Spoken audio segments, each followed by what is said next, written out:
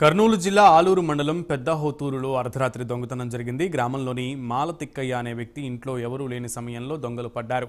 బీరువాలోని 5 తులాల బంగారం, 40 తులాల వెండి, 60,000 రూపాయల నగదును ఎత్తుకెళ్లారు. దాంతో కేసు నమోదు చేసుకున్న పోలీసులు దర్యాప్తు మొదలుపెట్టారు.